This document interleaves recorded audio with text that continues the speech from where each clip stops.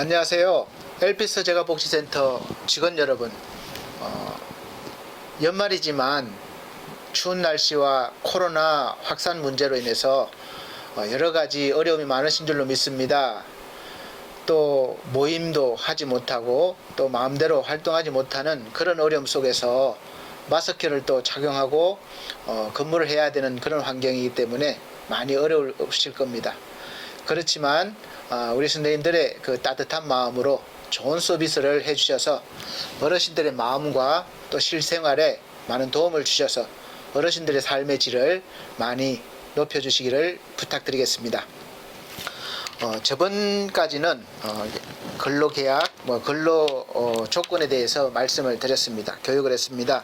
오늘은 제9장 임금 및 퇴직금 제도로부터 다시 시작하겠습니다. 제31조 임금 및 상여금 1. 직원의 임금은 법정 최저임금을 보장한다. 2. 상여금은 센터장과 사무국장, 관리 책임자, 사회복지사의 내부 회의를 통해 지급 시기 및 지급 기준을 정하여 결정할 수 있다. 지급할 수 있다. 이렇게 되어 있습니다. 1번에 보면은 임금은 법정 최저임금을 보장한다. 모든 회사가 마찬가지일 겁니다.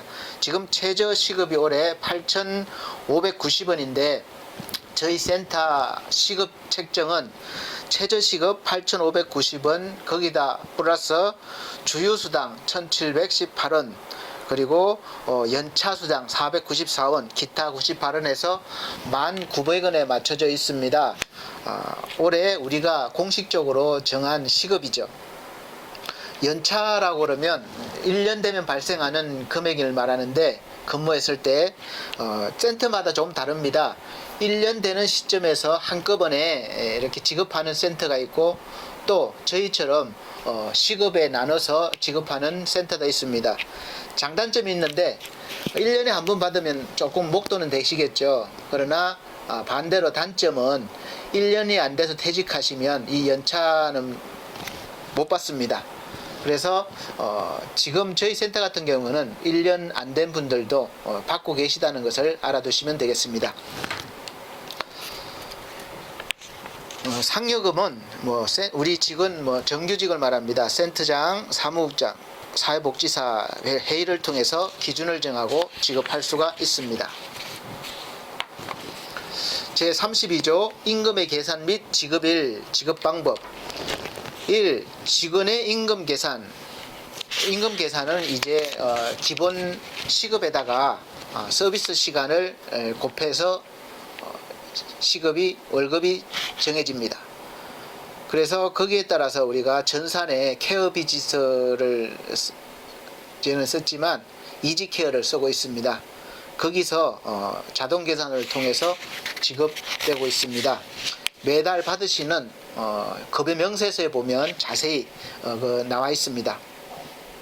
이 주휴수당의 정의 직원은 일주일 개근을 하였을 시 1일의 유급휴가를 준다. 근로기준법에 의해서 이건 정규직에 해당되는 것입니다.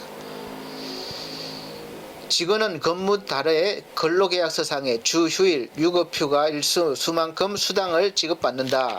주휴수당 계산 공식은 월 근무시간에다가 월 평균 일수를 나눠서 거기다가 또 8,590원 최저시급의 달에 주휴수당 복잡하게 되어 있네요. 제가 이거는 사실은 계산을 잘 못하겠는데 저희가 맡겨놓은 회계 관리를 맡겨놓은 데서 우리가 자료를 보내주면 정확하게 계산해서 이렇게 하고 있습니다. 3. 연차수당 정의 1년간 80% 이상 출근한 직원에게는 1년차에 최대 11일, 2년차에 15일의 유급휴가를 각각 사용할 수 있다. 사실 우리 요양 선생님들은 이렇게 하기가 참 힘들죠. 왜냐하면 매일매일 서비스를 들어가야 되는 그런 어르신들에게 들어가야 되는 입장이라서 이렇게 11일 최장기간 이렇게 휴가를 갖기가 어렵습니다. 그렇게 되면 대체를 해야 되는 그런 일이 생길 수가 있습니다. 그러나 휴가를 2, 3일 이렇게 다녀오신다 그러면 미리 말씀하시면 협의를 해서 사용하실 수가 있습니다. 1년간 육아휴직 후 복직 시 연차 휴가를 15일에서 25일 사용할 수 있다. 근무연수에 따라. 3년 이상 근속한 직원에 대해서는 제1항 규정에 의한 휴가의 최초 1년을 초과하는 계속 근로연수 매 2년에 대하여 1일을 가산한 유급휴가를 주며 가산휴가를 포함한 총 휴가일수는 25일을 한도로 한다. 네. 계속 근로연수가 1년 미만인 직원 또는 1년간 80% 미만 출근한 직원에 대해서는 1월간 개근 시 1일의 유급휴가를 준다.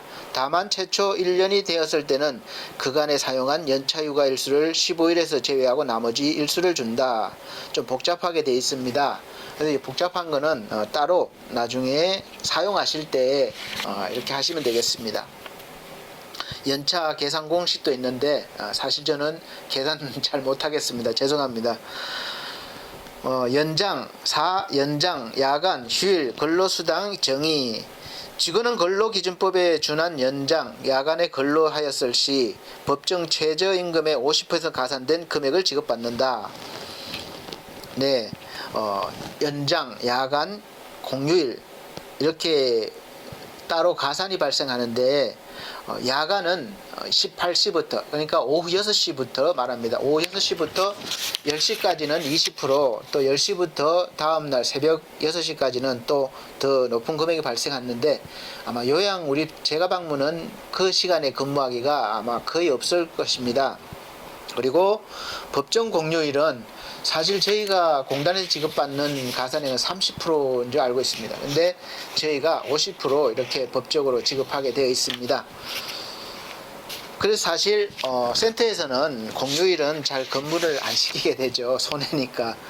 그래서 그러나 어르신들이나 우리 보호자분들이 요청하시면 당연히 근무를 할 수 있도록 해드리고 있습니다.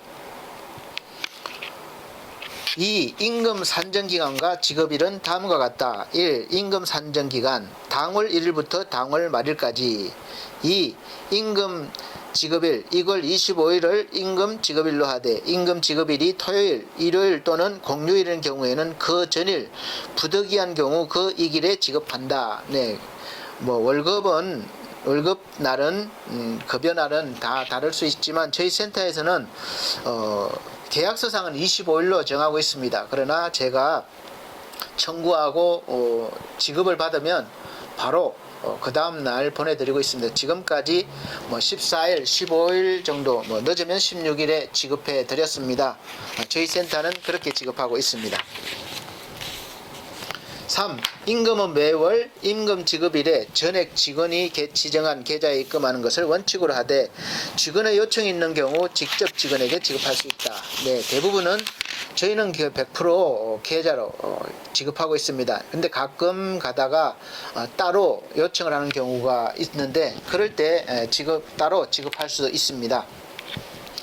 제33조 세금 및 사회보험료 국가 또는 지방자치단체가 징수하는 세금과 국민연금, 건강보험, 장기요양보험, 고용보험, 산재보험의 직원부담금은 급여에서 공제하고 지급한다. 네, 여기서 국민연금, 건강보험, 장기요양보험 이렇게 지급 반반 정도로 이렇게 지급하고 있는데 고용보험과 산재보험은 아마 산재보험은 센터에서 지급하고 있습니다. 제34조 퇴직금 지급 및 퇴직적립금 제도 1. 기관은 직원에게 계속 근로시간 1년에 대하여 30일분의 평균임금을 지급하며 1년을 초과하는 1년 미만 일수에 대해서는 1할 계산하여 지급한다. 2. 기관은 퇴직금 지급에 가름하여 퇴직연금에 가입할 수 있다. 3.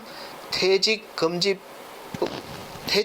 지급에 대한 내용은 근로계약 체결 시 근로계약서의 내용을 포함하도록 한다. 네, 퇴직금 제도는 연금에 가입할 수도 있고 또 연금에 가입 안 하면 따로 적립을 해서 계산해 드릴 수 있습니다. 법적으로 다 허용이 되어 있습니다. 그래서 저희 센터는 될 수 있으면 1년에 계산을 해서 1년 총 급여에서 퇴직금을 이렇게 근무 연수에서 이렇게 계산하고 있습니다.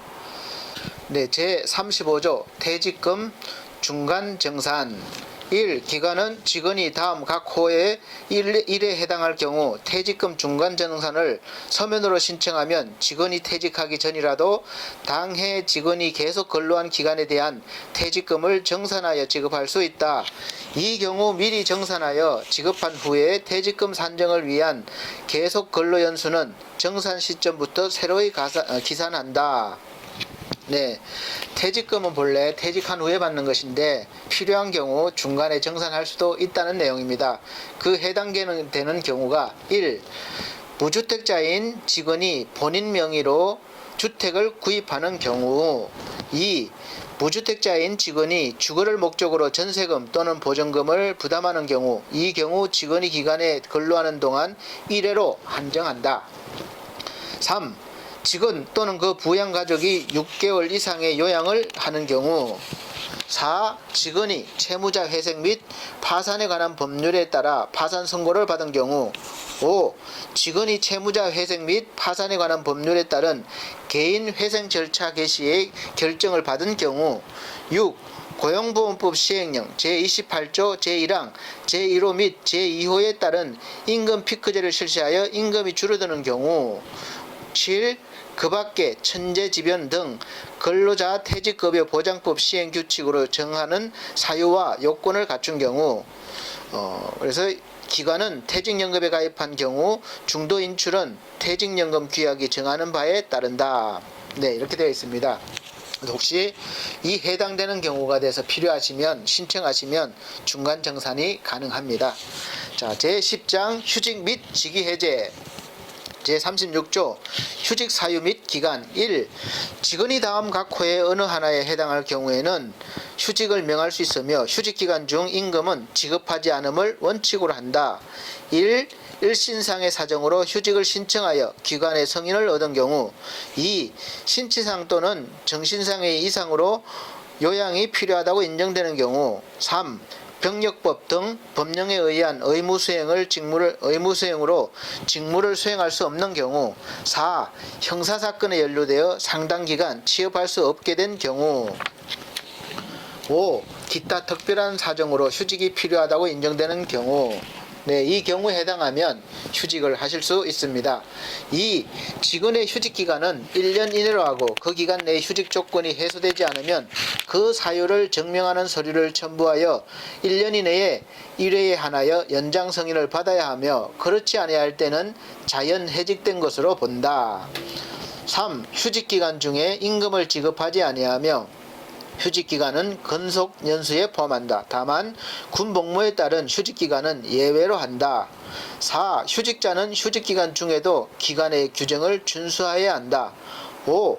휴직된 자는 직원의 신분을 보유하나 직무에 종사하지 못한다. 네, 휴직된 사람이 직무를 한다거나 규정을 또 벗어나서 행하는 건 안 되겠죠. 제37조 시간선택제 전환관리 1. 전일제 직원이 자녀보육, 퇴직준비, 학업, 가족 간병 등 직원의 필요에 의해 시간선택제 전환령에 의한 근로시간 단축을 신청하는 경우 기관은 이를 허용하여야 한다. 다만 대체인력 채용이 불가능한 경우 정상적인 사업 운영에 중대한 지장을 초래하는 경우 등 시간선택제 전환에 따른 근로시간 단축이 곤란한 경우에는 그러하지 아니하다. 네, 이 부분은 법은 있지만 실제로 사용하기는 상당히 어려운 부분이 있을 것입니다. 2. 시간 선택제 전환 후 해당 직원이 다시 전일제로 복귀를 청구하는 경우 복귀를 보장하며 전환 전과 같은 또는 같은 수준의 임금을 지급하는 직무를 부여해야 한다. 3. 근로조건은 통상 근로자와 불합리한 차별을 하지 않으며 전환기간은 원칙적으로 1년으로 하되 기관과 직원의 협의에 달리 정할 수 있다. 네, 제38조 직권면직 네, 직원이 다음 각 호에 해당할 때에는 센터장은 직권에 의하여 면직할 수 있다. 네, 이거는 센터장 직권으로 면직을 시킬 수 있는 규정입니다. 1. 신체, 정신상의 장애로 인해 1년 이상 직무를 담당하지 못할 때 2. 직무수행 능력의 현저한 부족으로 근무 성적이 불량할 때 아마 사업주 측은 당연히 이러할 때는 손해가 막심하니까 아마 면직을 할 수 있겠죠. 네, 제39조 직위해제. 센터장은 다음 각 호의 1에 해당하는 직원에 대하여 다음 기간 만료 시까지 직위를 부여하지 않을 수 있다. 1. 직무수행 능력이 부족하거나 근무 성적이 극히 불량한 자 또는 직무 태도가 극히 불성실한 자 3개월 이내로 직위해제를 할 수 있습니다.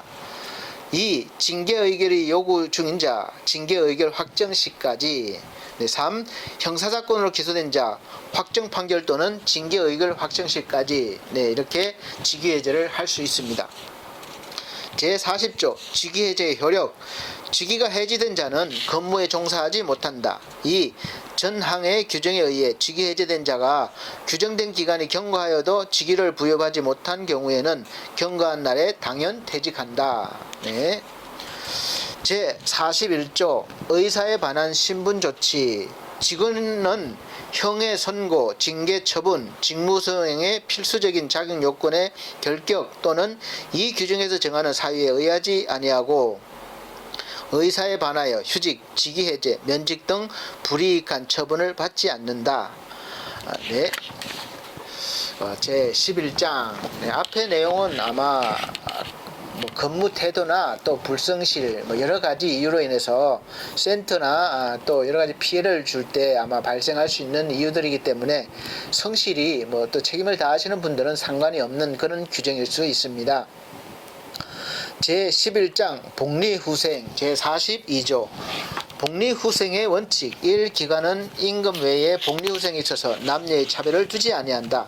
당연히 차별을 두지 않죠. 2. 기관은 포상규정에 의거하여 우수직원에게 포상정책을 실시하도록 한다. 네, 포상정책은 분기별로 이렇게 한두 명씩 뽑아서 이렇게 하고 있습니다.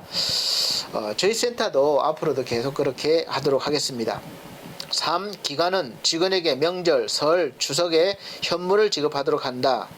네, 저희가 여기 추석이나 설 때 선물 준비해서 지급해 드리고 있습니다. 4. 기관은 직원의 경조사가 있는 경우 현금 또는 현물을 지급하도록 한다. 네, 저희 센터에 근무하시는 우리 직원분들은 애경사가 있을 때는 연락 주시기 바랍니다. 그러면 당연히 우리가 규정에도 있듯이 규정이 없더라도 인간관계이기 때문에 당연히 찾아뵙고 또 인사를 드릴 것입니다. 5. 기관은 직원의 복리후생을 위해 직원의 의견을 적극적으로 수용하는 자세를 갖는다. 당연히 의견 수렴을 잘 받아야 되죠. 6. 기관은 직원에게 필요하다고 생각되는 복리후생 제도가 있으면 적극 도입하고 상황에 따라 복리후생 제도의 내용을 추가하거나 수정할 수 있다. 당연히 그렇게 할 수 있습니다. 혹시 의견이나 필요하신 분 있으면 언제라도 저에게 말씀해 주시기를 바랍니다. 또 방문 사회복지사에게 말씀해 주시면 우리가 충분히 상의하고 또 그게 맞게 또 수정해 나가도록 하겠습니다. 제43조 작업용품의 제공. 기관은 직원이 업무에 종사하면서 근무상 필요한 업무 관련 용품을 지급하고 직원이 업무를 진행하는 데 있어 필요하다고 요청한 용품에 대해서는 적극적으로 구입하여 지원해 직원이 업무를 하는 데 있어 쾌적함을 유지할 수 있도록 한다.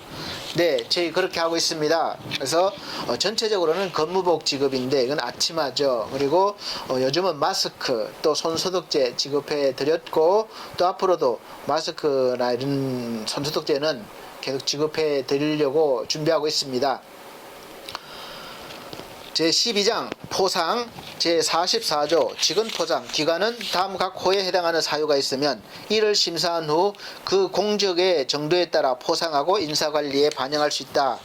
1. 기관의 업무 발전에 참신한 제안을 하여 성과를 가져온 자. 2. 기관 또는 직원을 위하여 현저한 공적이 있는 자. 3. 기관의 업무 능률 향상에 현저한 공로가 인정된 자. 4. 근무 태도가 성실하고 장기 근속 등으로 다른 직원의 모범이 되는 자. 5. 기타 센터장의 판단에 의해 각 호에 준하는 공적 또는 선행이 있다고 인정된 자.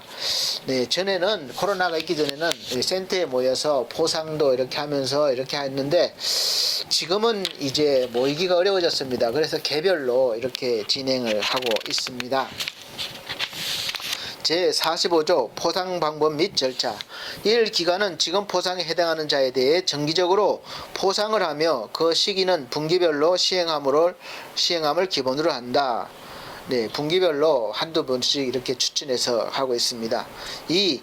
기간은 직원 포상 시 표창장을 수여하고 포상의 경중에 따라 부상으로 현물이나 상품권을 지급할 수 있다. 네, 저희가 사실은 아직까지 표창장이라는 건 지금 이렇게 하지 못하고 있는데 이제 21년도부터는 그렇게 하도록 하겠습니다. 3. 기간은 정기 포상 외에 포상의 사유가 있는 경우 수시로 특별 포상을 실시할 수 있다. 예, 당연히 센터에 공적이 있는 분들은 이렇게 할 수가 있습니다. 자, 제13장 징계. 제46조 징계. 1. 직원이 과오를 저지른 때에는 심의를 거쳐 징계 처분할 수 있다. 2. 징계의 심의 요구 절차 및 심사 등에 관한 사항은 아래 징계 규정이 정하는 바에 의한다. 네. 징계할 경우가 가끔 있기 때문에 이건 잘 들어두셔야 됩니다. 제47조 징계의 종류 및 효력. 징계는 견책, 정직, 해고로 구분하고 그 효력은 다음 각 호와 같다. 1. 견책. 반성문을 제출하게 하고 전과에 대해서 훈계하고 회개한다. 2. 정직. 1월 이상 3월 이하의 기간으로 하며 그 기간 중 신분은 보유하나 직무에 종사할 수 없다. 3. 해고. 근로계약을 해지한다. 네, 여기는 아마 징계 무게에 따라서 달라지겠죠. 제48조 징계의 예외. 1. 직원이 행한 행위가 징계 사유에 미치지 아니하고 조직의 질서 유지에 위배될 수 있는 경미한 행위를 한 경우 센터장은 해당 직원에게 지적사항을 시정하고 반성의 계기가 되도록 심할서를 쓰게 하는 주의를 줄 수 있으며 이 경우에는 징계의 예외로 한다. 네, 가벼울 경우 그냥 주의 정도 이렇게 준다는 것이죠. 2. 동일한 행위로 인한 주의가 연간 3회 이상이거나 주의의 누계 횟수가 총 5회에 달한 때에는 센터장의 직원을 징계할 수 있다. 네, 주의도 너무 자주 있으면 안 되겠죠. 뭐 어쩌다 한 번씩은 뭐 있을 수 있겠으나 자주 있으면 문제가 있는 것입니다. 제49조 징계 사유. 정당한 사유가 없거나 과실 또는 고의로 기관의 재규정을 준수하지 않은 직원에 대해 징계할 수 있다. 1. 근무 태도가 불량하여 센터장으로부터 월간 3회 이상 주의를 받았을 때. 2. 무단 지각, 무단 조퇴, 무단 외출을 월간 3회 이상 하였을 때. 3. 무단 결근을 월간 2회 이상 하였거나 계속하여 3일 이상 무단 경근할 때. 4. 정당한 사유 없이 상사의 직무상의 명령에 항거 또는 불복할 때. 5. 기관에서 실시하는 교육에 특별한 사유 없이 연속 3회 이상 불참할 때. 6. 이용자로부터 금품 향언을 요청하거나 받았을 때. 7. 사전 허가 없이 근무 장소를 이탈하거나 직무를 태만히 할 때. 8. 직원 또는 이용자에게 불선한 행동 혹은 폭행을 하였을 때. 9. 과실로 중대한 사고를 발생시켜 기관에 손해를 끼쳤을 때. 10. 형사소추의 원인이 되는 부정불법의 행위로 유죄 판결을 받았을 때. 네, 그리고 기타 사회통념상 징계에 처하는 것이 적합하다고 인정되는 경우 징계할 수 있다. 이렇게 되어 있습니다. 여기서 보통 보면 정말 이 정도에 해당된다면 징계 사유가 누가 봐도 될 것 같아요. 그래서 뭐 하다가 보면 뭐 지각할 수도 있겠고 또 조퇴할 경우도 있겠고 외출할 경우 있겠지만 반드시 사전에 센터에 연락하시고 또 먼저 상의를 하시고 또 이용자인 어르신들이나 또 보호자분들께 충분히 미리 말씀을 하시고 동의를 얻어야 될 것입니다.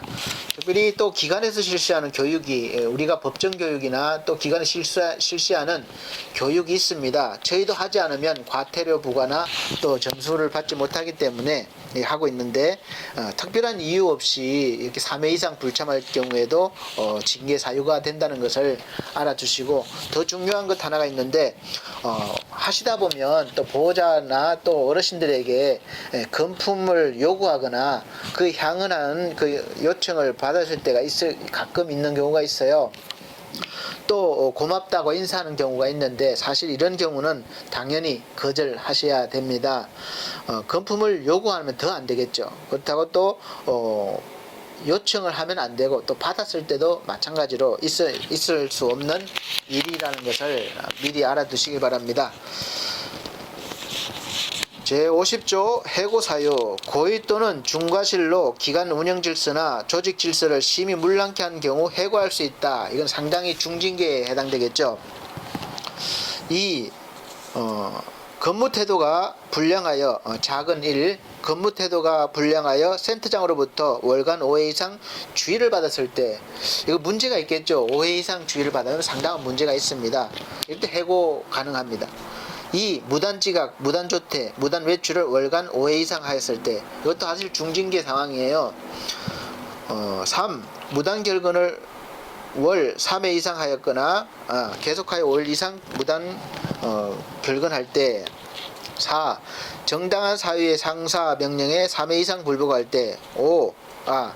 정당한 사유의 상사 명령에 3회 이상 불복할 때. 요런 경우는 가끔 있을 수 있는데 우리 방문사회복지사가 어떤 그 서비스 부족한 부분을 보고 우리 요양 선생님들한테 시정이나 또 어떤 요구를 했을 때 그걸 거부하는 것입니다. 그래서 그럴 때는 이 불복 상황이 되는 것이죠. 왜냐하면 사회복지사는 관리 감독의 권한이 있습니다. 당연히 부여받았기 때문에 시정명령이나 어떤 요구를 했을 때 당연히 들어주셔야 됩니다. 5. 업무보고를 허위로 하여 3회 이상 지적을 받았을 때. 6. 기관에서 실시하는 교육에 특별한 사유 없이 연속 5회 이상 불참할 때. 7. 불순한 행동이나 폭행으로 직원 또는 이용자에게 크게 무리를 일으켰을 때. 8.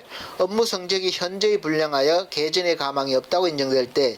9. 기관의 업무상 비밀을 누설하여 기관에 크게 손해를 끼쳤을 때. 10. 형사상 유죄 판결을 받았을 때. 11. 위 각 호에 준하는 사유가 발생한 때. 큰 2번 기타 사회통념상 해고에 처하는 것이 적합하다고 인정되는 경우 해고할 수 있다.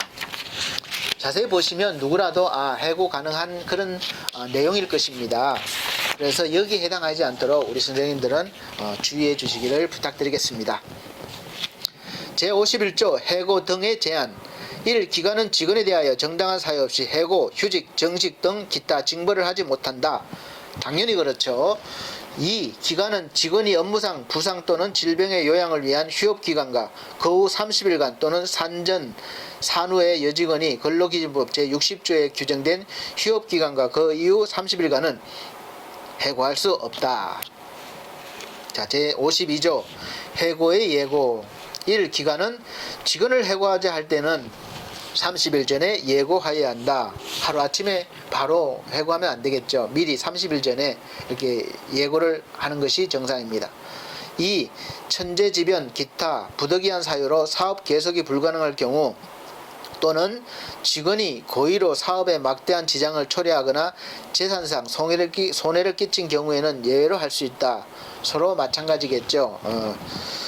3. 제1항의 규정은 직원이 다음 각 호의 어느 하나에 해당하는 경우에는 적용하지 아니한다. 1.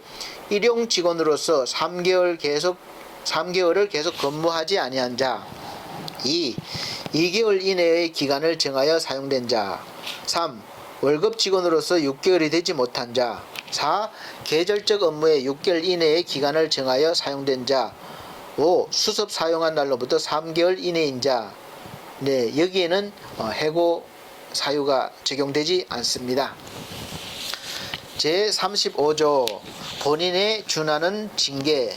타 직원의 징계에 해당하는 행위에 대하여 방조, 공모, 교사 또는 선동하였을 경우 본인에 준하여 징계한다. 네, 여기 거의 동참한 경우가 되겠죠. 같이 징계를 받는다는 것입니다. 제54조 경고. 기관은 다음의 경우에는 경고 처분을 할 수 있다. 1. 직원의 행위가 견책 사유에 미치지 아니하고 조직의 질서 유지에 위배되는 행위를 한 경우. 2. 경고 횟수가 연간 3회에 달하는 때에는 견책으로 처리할 수 있다. 경고받는 경우가 많으면 안 되겠죠. 그래서 아직까지 저희 센터는 경고가 없습니다. 잘해주시고 계셔서 감사합니다, 선생님. 앞으로도 또 잘 부탁드리겠습니다. 자, 제 55조 징계심의 기관은 센터장 또는 센터장이 위임한 사람이 적정한 방법을 선택하여 징계심의한다. 제 56조 징계 결과 통보 기관은 징계심의 결과를 해당자에게 통보한다. 네, 오늘은 여기까지 하고 마치도록 하겠습니다. 다음 시간에는 제14장 퇴직, 당연 퇴직에 대해서 또 계속해서 교육해 드리도록 하겠습니다. 시청해 주셔서 감사합니다.